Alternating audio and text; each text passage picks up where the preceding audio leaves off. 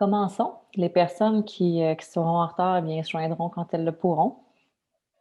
Bienvenue tout le monde. Merci de participer à notre atelier ce midi. Euh, Aujourd'hui, nous allons parler de la création d'un compte d'utilisateur, d'une page d'utilisateur. Donc, on va faire un peu un portrait. euh, on va partir de la création de la page. On va essayer de vous partager des outils que nous, on a trouvés en cours de route. On va peut-être vous partager aussi quelques-unes de nos expériences nos expériences desquelles on a appris, pour ne pas dire des erreurs. Et voulais-tu que je le partage, moi? Frédéric? Ça va, si ça te convient, on peut y aller comme ça. Parfait. Super. Donc, excellent. On va présenter notre équipe, peut-être? Oui. Aujourd'hui, vos animatrices sont toutes les deux, un peu un coup du hasard. On est toutes les deux basées à Québec en ce moment. Moi, je m'appelle Marie-Raphaël et je représente un organisme Anishinaabe, Minwashin, en tant qu'agente de découvrabilité territoriale pour le territoire Anishinaabe. Et moi, je suis Frédéric Bréchaput. Je suis aussi basée à Québec, mais j'ai habité pendant plusieurs années dans le nord du Québec. Donc, je suis l'agente de découvrabilité territoriale pour la région nord du Québec. Yay! Donc, aujourd'hui, comme Marie-Raphaël vous l'a expliqué, on va vous montrer comment créer votre compte d'utilisateur puis votre page d'utilisateur. Ce que c'est rapidement votre compte d'utilisateur, c'est votre espace personnel sur Wikipédia. Fait que c'est là où vous allez avoir tous les suivis de vos modifications. Ça vous permet, par exemple, d'enregistrer les brouillons d'articles que vous n'êtes pas encore prêt à publier publiquement. Donc, c'est vraiment, ça vous permet là, de garder des traces de tout ce que vous faites. Fait que c'est super pertinent pour tout ce qui est question, encore une fois, de traçabilité et de crédibilité aussi pour toutes les corrections que vous allez apporter sur Wikipédia ou encore là, pour le moment où vous allez publier des articles. Ce qu'il faut comprendre, c'est qu'il y a quand même une distinction entre le compte d'utilisateur puis la page.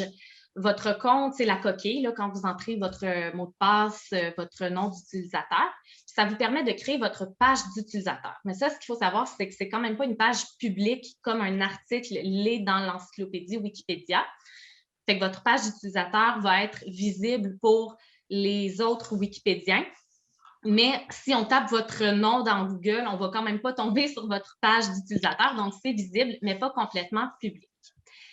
Et la dernière chose qui est importante à savoir, c'est que le compte, c'est vraiment destiné à un usage par une personne physique. Fait que ça veut dire qu'un organisme ne peut pas avoir un compte en son nom pour aller faire des articles ou des corrections. Fait que pour reprendre pardon, l'exemple de Marie-Raphaël qui travaille pour un organisme, son compte est à son nom et ensuite, elle va faire ses modifications et ses articles pour son organisme, mais vraiment, son compte est à son nom. Puis tout ce qu'elle fait est en son nom à elle et pas au compte de Minwashin. Et aussi, ben, c'est ça, c'est qu'un compte ne peut pas être récupéré par une autre personne par après. Donc, Marie-Raphaël ne pourrait pas léguer son compte à quelqu'un d'autre chez Minwashin qui continuera à faire le travail qu'elle a entamé. C'est pourquoi le compte, pour me répéter, c'est vraiment un outil pour une personne physique et un usage personnel. La première chose que vous avez dû faire lorsque vous avez créé votre compte d'utilisateur, si c'est déjà fait, c'est de choisir un nom d'utilisateur. Une chose que moi, je n'avais pas tout à fait compris au début, c'est qu'un nom d'utilisateur, c'est un pseudonyme avant tout.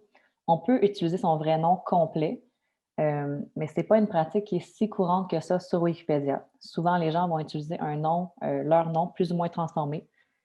Par exemple, Marie Raff, comme les exemples qui sont sur le PowerPoint. On peut reconnaître mon nom, mais ce n'est pas exactement mon nom complet.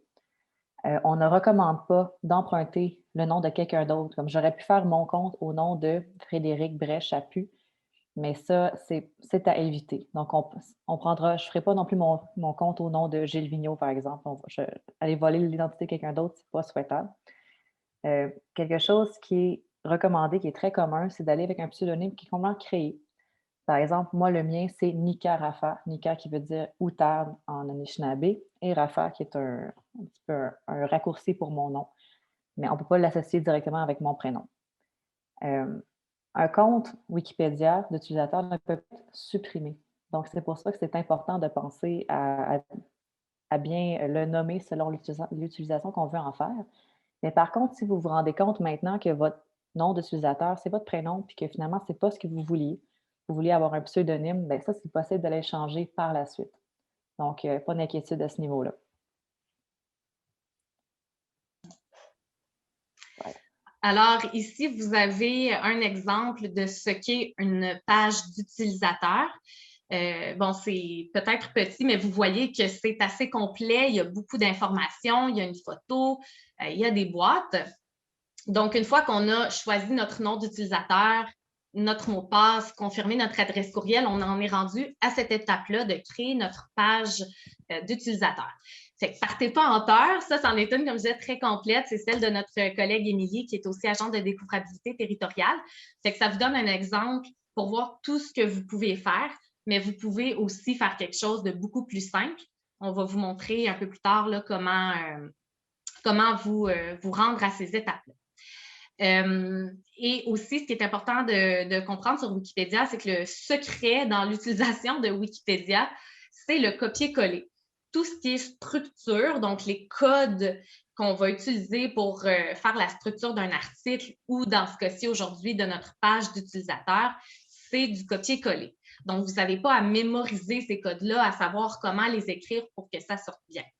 Le copier-coller du secret Wikipédia, par contre, c'est vraiment juste pour la structure, donc pour les codes, et ce n'est pas pour le contenu, les textes que vous allez rédiger.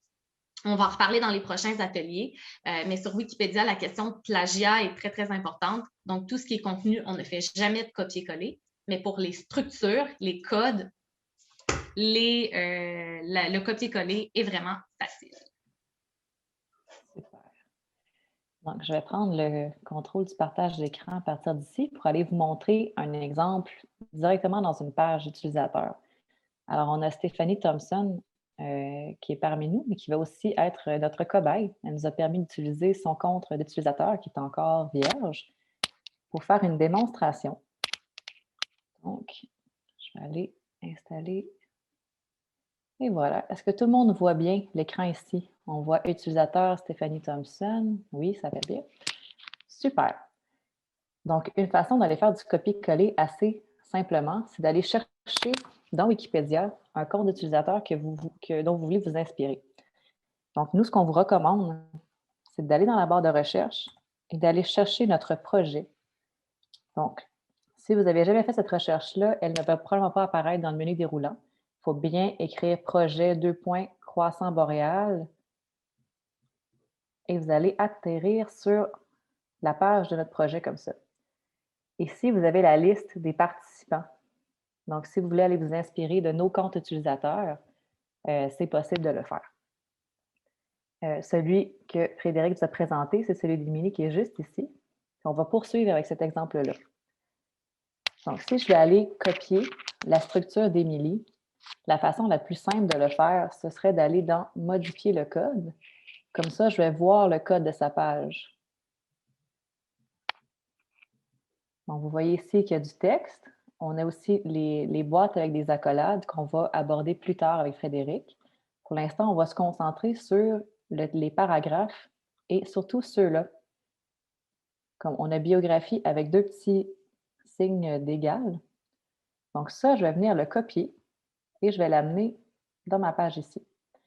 Quand vous allez regarder votre page utilisateur, quand elle n'est pas encore créée, on vous dit que vous avez le choix entre la création en Wikicode ou avec l'éditeur visuel.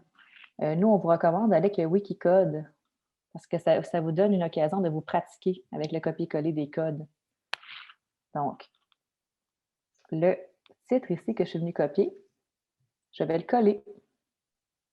Et si je regarde prévisualiser, c'est ça que ça va venir donner. Donc, les deux égales espace, biographie, espace égal, ça donne un titre comme ça. Donc, si je continue avec mon éditeur, moi, j'avais déjà préparé, par exemple, un petit texte de biographie pour Stéphanie. Je vais venir le copier, tout simplement. Donc, si je vais dans prévisualiser, et voilà, on voit que ça donne biographie et le petit paragraphe juste en dessous. Ça, c'est la première étape. Maintenant, quand j'ai un paragraphe avec du contenu, je vais venir mettre des liens et des sources. Donc, par exemple, si j'étais ici, une page wiki, en Laurentide. Bon, comme pour mal faire, je ne trouve pas. Je pense que c'est plus facile dans l'éditeur. On va commencer par publier ça. Et voilà. Je suis désolée, nous aussi, on est toujours en apprentissage. Là, Laurentide, voilà. Et voilà. Donc, quand je clique dans le petit signe hyperlien en haut, donc ça ressemble à une chaîne, genre le choix de mettre un site externe ou Wikipédia. Moi, ce que je veux faire, c'est de venir mettre un lien vers la page Wikipédia sur les Laurentides, donc la région administrative. Et voilà. Et normalement, ça apparaîtrait en bleu, comme ici. Et ce lien-là va nous amener jusqu'à la page des Laurentides. C'est important de venir intégrer des sources aussi dans vos pages. C'est ça qui va venir donner de la qualité à votre article. Donc, je vais venir sourcer ça. Je clique sur sourcer.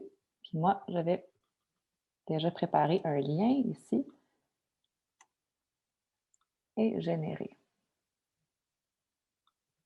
Et voilà. Insérer. Voilà. Donc, jusqu'à maintenant, ce qu'on a fait, on est venu copier le titre ici qu'on a pris dans la page utilisateur d'Émilie. On a rajouté un paragraphe de texte. On a mis un lien vers un autre article Wikipédia en utilisant le petit symbole de chaîne qui s'appelle lien. Et on est venu ajouter une source à la fin de notre phrase en utilisant l'option sourcer.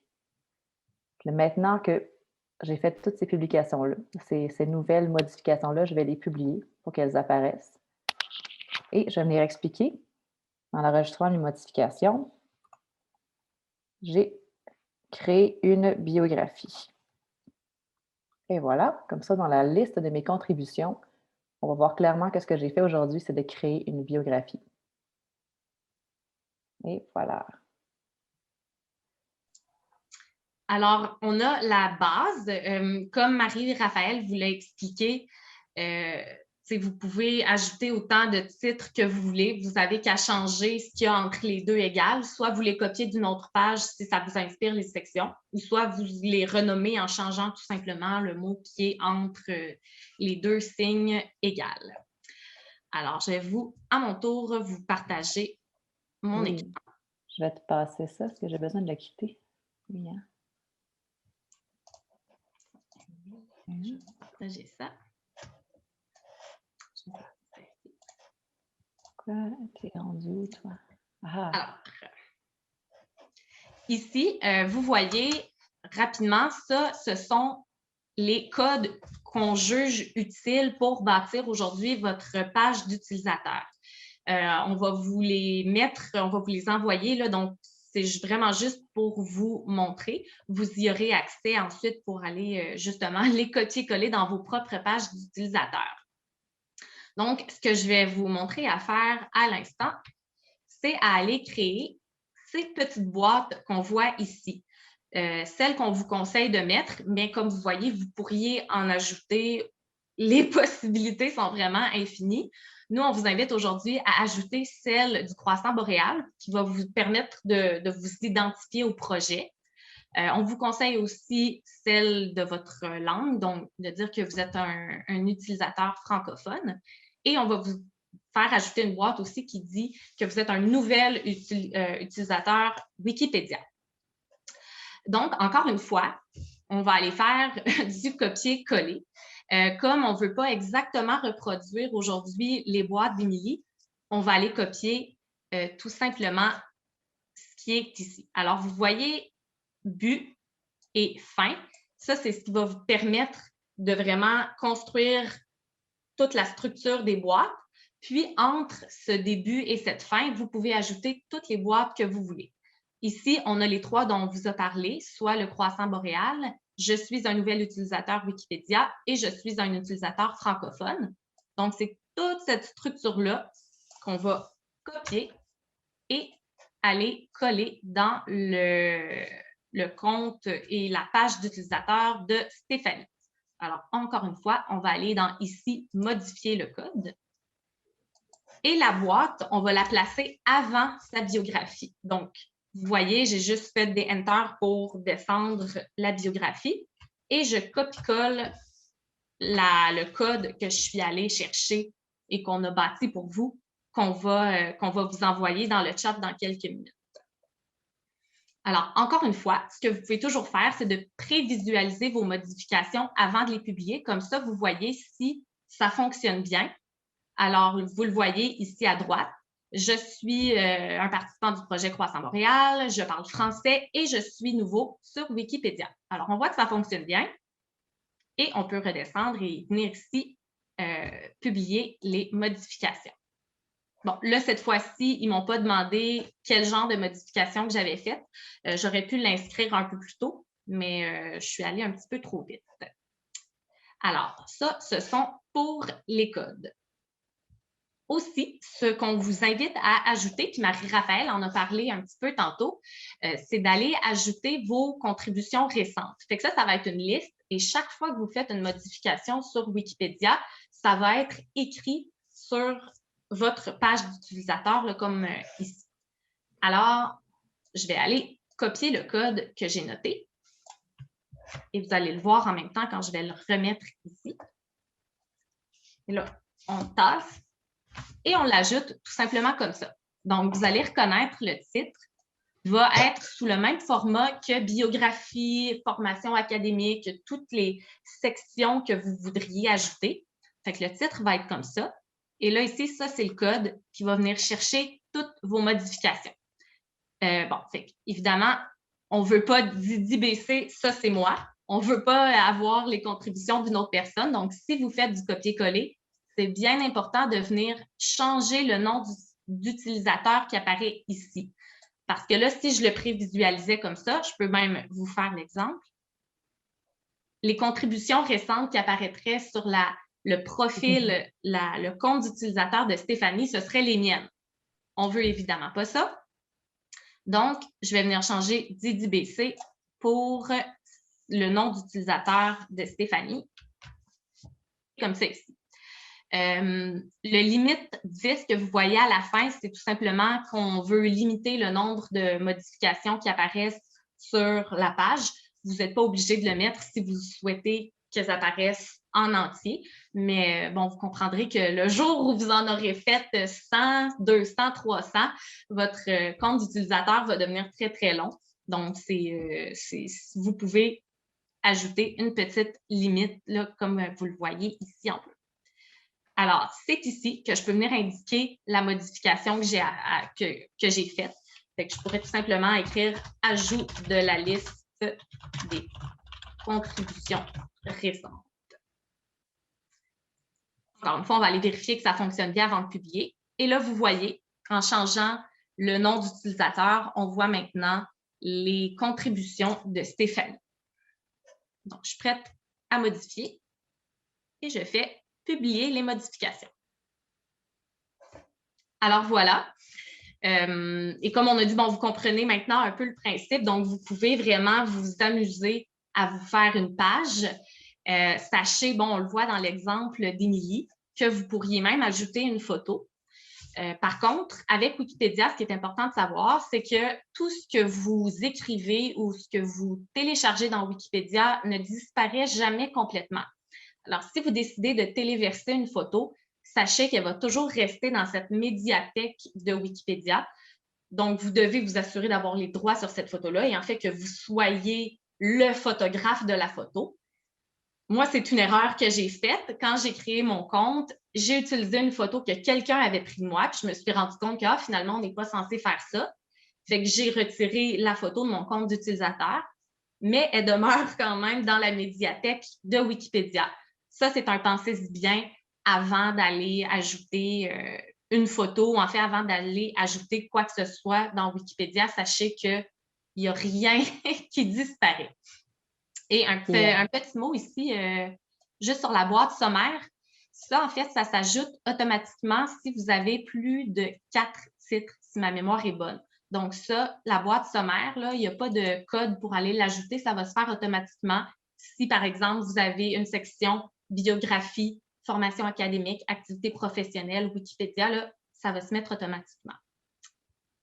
Voilà. Tu voulais dire quelque chose, Marie-Raphaël? Oui, c'est ça. Si vous contribuez sur Wikipédia dans le cadre de votre travail ou si vous êtes comme nous, on est des agents de découvrabilité territoriale, on va le mentionner dans la reconnaissance de possibles conflits d'intérêts. Donc, si vous œuvrez dans un organisme et que vous publiez comme moi, au nom d'un organisme ou par une motivation qui dépasse juste votre intérêt personnel, bien, ça vaut la peine de le mentionner. Il n'y a personne qui va venir vous pénaliser. C'est juste que Wikipédia, c'est vraiment fondé sur un principe de transparence. Donc, dans le cas de Stephanie Thompson, même si elle ne contribue pas de manière rémunérée, on irait mentionner qu'elle est artiste peintre et qu'elle a un article qui porte sur elle sur Wikipédia, par exemple. Donc, ça vaudrait la peine d'aller le mentionner. Puis aussi, pour ce qui est des photos, si vous voulez en apprendre davantage sur comment ça fonctionne, la médiathèque de Wikipédia, à la fin du mois de mars, il va y avoir un atelier entièrement dédié à ça. Donc, si vous voulez, vous pouvez tout de suite explorer, aller lire à ce sujet-là, mais si vous n'êtes pas tout à fait sûr, vous pouvez aussi attendre à la fin du mois de mars puis ajouter votre photo d'utilisateur après avoir suivi cette formation-là. Maintenant, vous savez au moins tout ce qui est possible de faire. En terminant, si vous décidez d'embarquer avec nous, mais là, vous êtes présent aujourd'hui, donc on souhaite que vous continuiez. Ce qu'on souhaite, c'est que vous alliez sur la page du projet Croissant Boréal, ce dont on a parlé la semaine dernière. Donc, encore une fois, si on veut aller chercher quelque chose sur Wikipédia, il faut vraiment là, taper correctement le titre de ce qu'on cherche dans le... Il n'y a pas de dans la boîte de recherche. Donc, projet de point croissant boréal. Si vous cherchez un nom d'utilisateur, c'est le même principe. Vous iriez ici dans la barre de recherche, taper utilisateur, Stephanie Thompson, artiste, là, peu importe le nom d'utilisateur que vous cherchez. C'est vraiment le même principe, mais c'est toujours important de taper projet utilisateur avec le nom de votre recherche. Donc, ça, c'est notre projet Croissant Boréal. Là-dessus, vous allez vraiment trouver une foule d'informations qui vont pouvoir vous guider là, dans la construction de votre page, dans la construction de vos articles, comment faire des corrections et tout ça. On en a parlé la semaine dernière, comme je disais. Donc, ce qu'on veut vous montrer aussi, c'est de venir vous ajouter ici dans la section participants. Comme Marie-Raphaël l'a montré, ici, il y a tous les noms de compte des agents de découvrabilité territoriale. Et on a une deuxième section pour vous, pour répertorier les autres participants et participantes.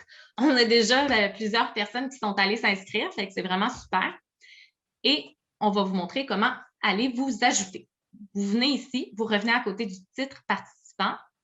On clique sur « Modifier ». Vous pouvez, soit le modifier, vous avez deux façons, soit en venant ici. Fait que ça, c'est comme la version visuelle, mais nous, on vous conseille vraiment d'aller dans, encore une fois, modifier le code. Fait que peut-être que modifier le code, à première vue, ça a l'air un peu plus compliqué, un peu plus du charabia informatique, mais c'est très simple une fois qu'on comprend le principe du copier-coller. Alors, ici, j'espère que vous reconnaissez les égales.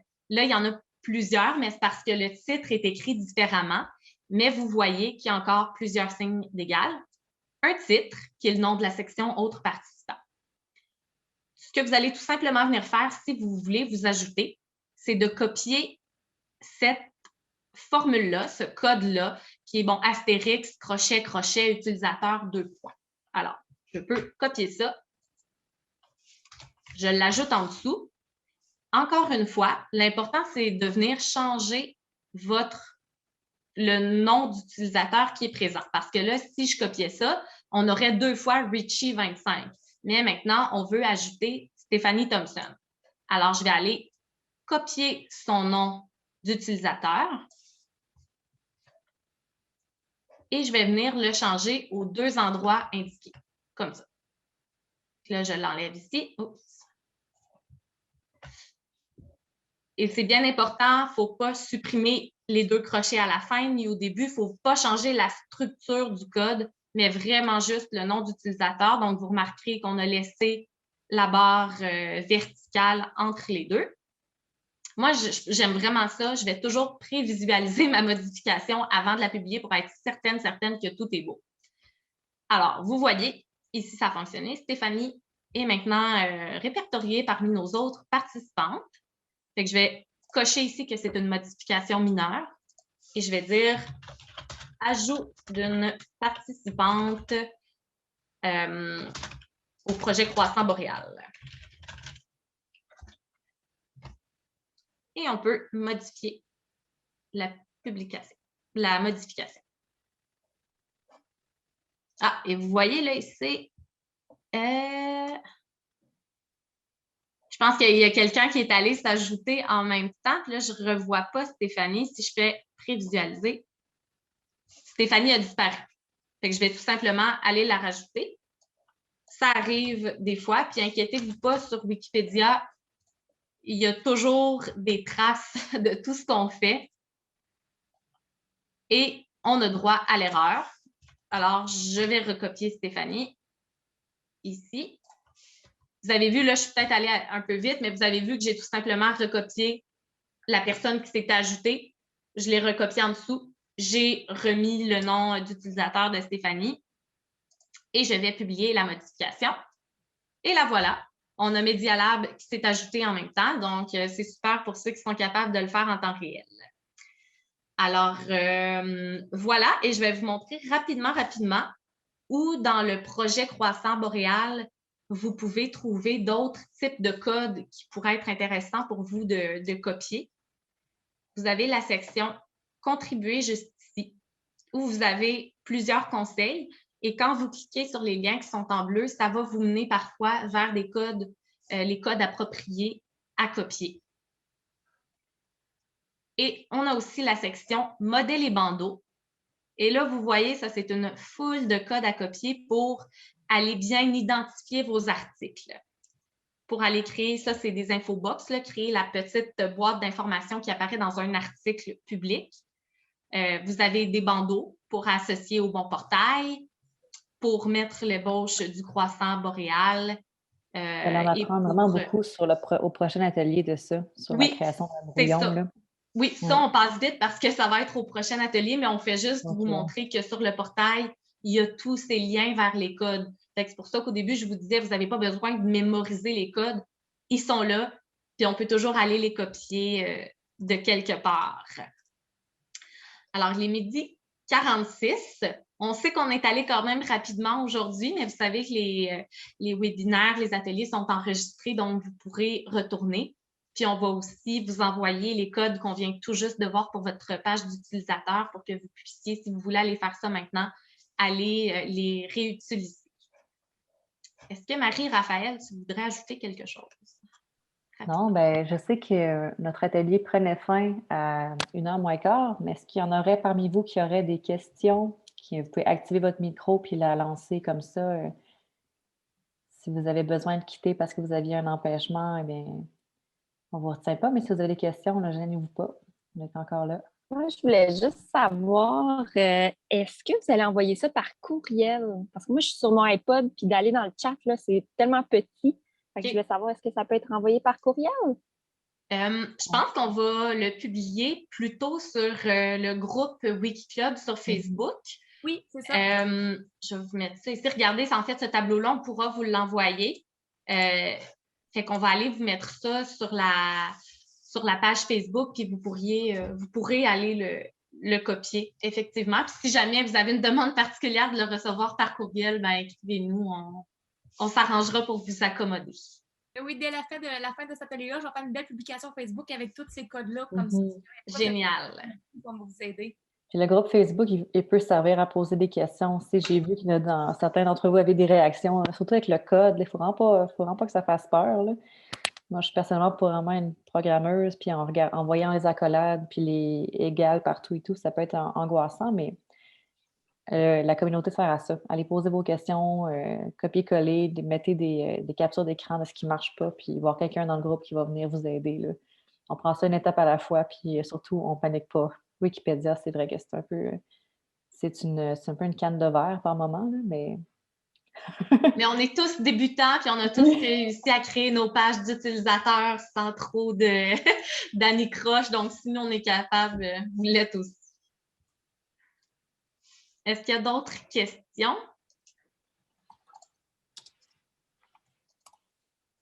Ben, dans ce cas-là, on va vous souhaiter un très bel après-midi. Merci beaucoup d'avoir été avec nous. Soyez là les prochaines semaines. Vous avez ici à l'écran l'horaire des ateliers. Donc, dès la semaine prochaine, on se penche sur la rédaction d'un brouillon d'articles. Ça va être très, très pertinent. Puis vous allez voir que déjà, si vous vous êtes pratiqué à créer votre page d'utilisateur, vous allez arriver avec une belle avance là, pour la programmation puis la structure de Wikipédia.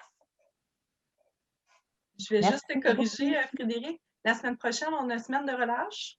Ah, ça va être dans 2 semaines. Oui, On va effectivement. avoir, l'horaire est sur le groupe. Merci beaucoup, c'est vrai. Bon, merci à tous. Ben, merci beaucoup. Bon après-midi tout le monde.